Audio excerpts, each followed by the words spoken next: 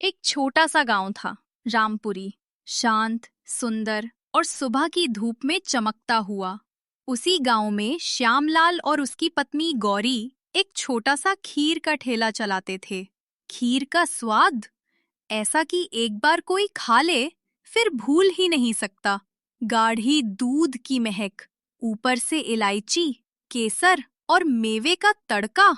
लेकिन अब कोई ग्राहक आता ही नहीं था। उसी गांव में एक और आदमी था, हरिनारायण। वही खीर बेचता था, पर फर्क ये कि उसके ठेले पर भीड़ टूटती थी। भाई हरि नारायण की खीर में तो बस जान है। पता नहीं क्यों पैर खुद खींचकर यहीं ले आते हैं। अरे असली स्वाद तो श्यामलाल की खीर में है, पर जाने क्यों मन ही नहीं करता उधर जाने का। श्यामलाल थोड़ी दूर खड़ा सब सुन रहा था। उसकी आंखें भर आईं। पहले तो मेरी खीर ही गांव की शान थी, अब सब उधर क्यों जा रहे हैं? क्या हरि नारायण ने कोई जादू कर रखा है? उस रात हरिनारायण ने ठेला जल्दी समेटा। घर पहुंचते ही उसकी पत्नी सरोज बोली, जी, आज अमावस्या है, तैयारी कर ली? हाँ हाँ, 21 कटोरी खीर तैयार है। हर बार 21 ही क्यों? 10 या 30 क्यों नहीं? क्योंकि उसी ने आदेश दिया था। जिस रात मैंने उसे जगाया वो रात भी 21 तारीख ही थी। अब हर अमावस्या को 21 कटोरी खीर मांगता है। अगर न दी तो हमें ही। पर आपको उसे जगाने की क्या जरूरत थी? पगली, उसी दिन से तो हमारी कमाई बढ़ी है। वही हमारी किस्मत है, वही ग्राहक खींच लाता है। सरोज चुप हो गई। हरिनारायण रात के अंधेरे में निकल पड़ा, गांव के बाहर बनी काली हवेली की ओर। हरिनारायण का ठेला फिर चमक रहा था। खीर की खुशबू पूरे चौक में फैल रही थी। भीड़ फिर उमड़ रही थी। दूसरी तरफ श्यामलाल उदास बैठा था। उसके पास एक भी ग्राहक नहीं।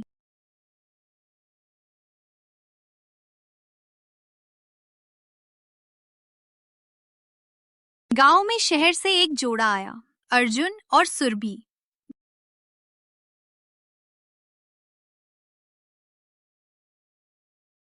भाई साहब, यहाँ अच्छा नाश्ता कहाँ मिलेगा? सबसे अच्छा तो हरि नारायण बेचता है, उधर कोने पर। दोनों हरिनारायण के ठेले पर गए। भीड़ देख चौंके। अरे बहुत भीड़ है, कोई और ढूंढते हैं। उसी वक्त सुरभि की नजर पड़ी। साइड में एक साफ सुथरा ठेला, जहां श्यामलाल बैठा उदास था। अर्जुन, उधर चलो, खुशबू कितनी अच्छी आ रही है। वे दोनों श्यामलाल के ठेले पर गए।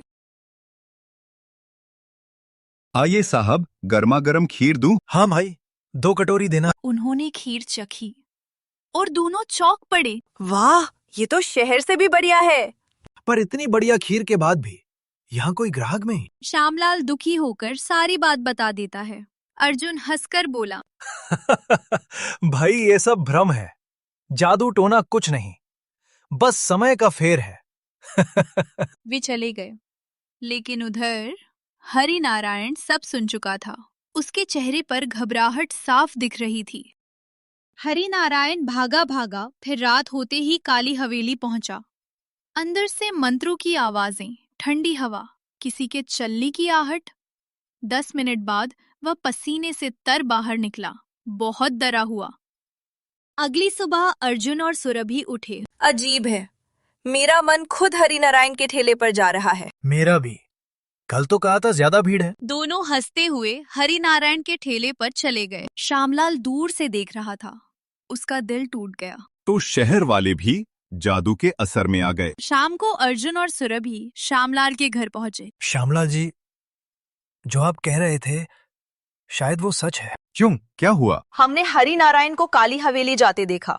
हाथ में कोई थैली थी, शायद वही राज छिपा है। आज हम तीनों मिलकर सच्चाई पता करेंगे। तीनों टॉर्च लेकर जंगल की ओर निकले। जंगल में अंधेरा, हवाओं की डरावनी आवाजें। हवेली के पास पहुंचकर चिकन नहीं, खीर की मीठी गंध आई। ये कैसी महक है? लगता है हरि नारायण ही लाया है। हवेली के अंदर से बड़बड़ाहट, जैसे कोई मंत्र पढ़ रहा हो। श्यामलाल, हवेली के अंदर से बड़बड़ाहट, जैसे कोई मंत्र पढ़ रहा हो। डरिए मत, चलिए अंदर। तीनों धीरे धीरे हवेली में प्रवेश करते हैं। उस रात के बाद श्यामलाल, अर्जुन और सुरभि तीनों को किसी ने कभी नहीं देखा। गांव में अफवाह फैल रही कि वे काली हवेली में कैद हो गए। हरिनारायण अगली सुबह हमेशा की तरह मुस्कुराते हुए अपना ठेला लगाता है। भीड़ पहले से ज्यादा उमड़ती है। सब उसी की खीर की ओर खिंचते हैं।